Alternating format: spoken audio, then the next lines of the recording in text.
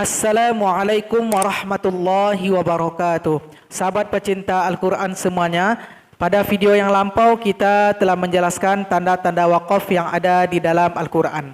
Di antaranya ada wakaf qaf lam, shad lam, wakaf lam, mim, jim, dan titik tiga atau wakaf mu'anaqah. Kemudian ada pertanyaan dari sahabat Al-Quran, apa yang dimaksud dengan wakaf zai, wakaf sad, wakaf to, wakaf qaf, dan wakaf qaf? Akan kita jelaskan pada video kali ini. Bagi sahabat Al-Quran yang memiliki Quran cetakan Indonesia, bisa dibuka halaman awal sebelum masuk ke daftar isi atau sebelum masuk ke dalam surah Al-Fatihah. Coba dibuka. Di situ akan dijumpai sebuah surat atau sebuah surat keputusan dari lembaga Al-Quran Indonesia yang bernama Lajnah Pentashi Mushaf Al-Quran, Departemen Agama. Jadi lembaga ini bertugas mengesahkan atau mengecek sebelum Al-Quran ini diedarkan di Indonesia. Jadi mesti melewati badan ini terlebih dahulu.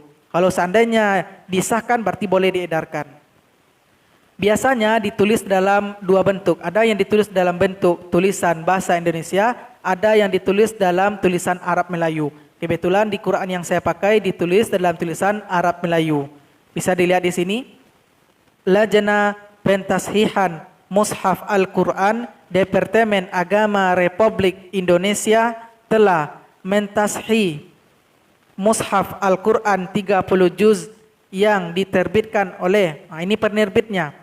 Biasanya pada tulisan akhirnya akan ditulis dengan tanda tangan ketua dan sekretaris Lajnah Pentashi Mushaf Al-Quran dan ditutup dengan stempel.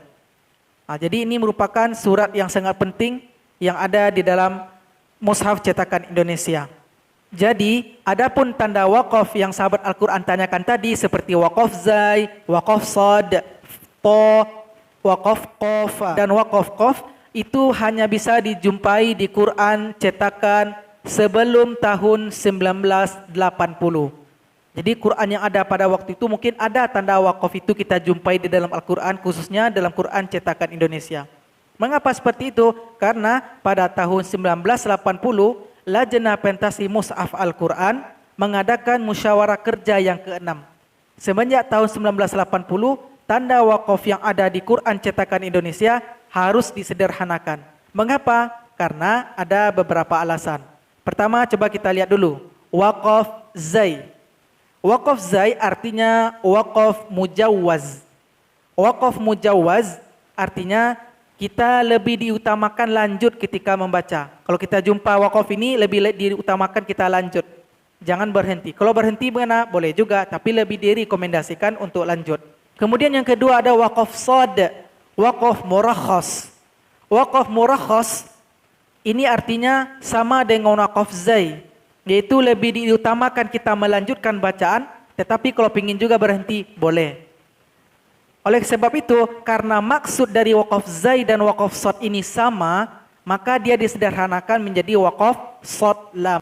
Jadi itulah asal-usul wakaf sad lam, yaitu penyempurnaan atau gabungan dari wakaf zai dan wakaf sad.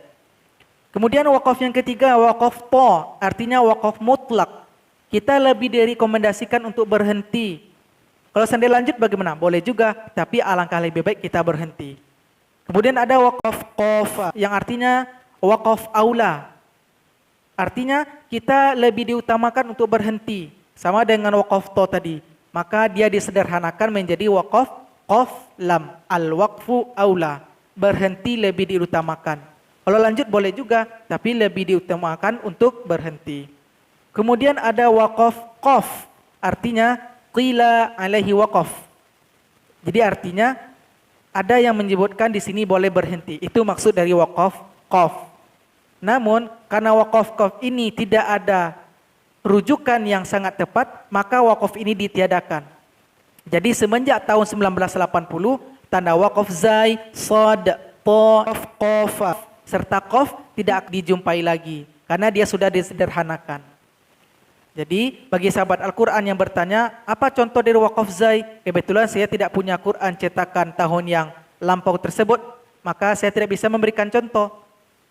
Untuk lebih lanjutnya sahabat Al-Quran bisa men-searching atau mencek halaman web dari Lajnah Pentasih Mushaf Al-Quran, maka akan dijelaskan sebagaimana yang saya paparkan tadi. Mudah-mudahan bermanfaat. Wassalamualaikum warahmatullahi wabarakatuh.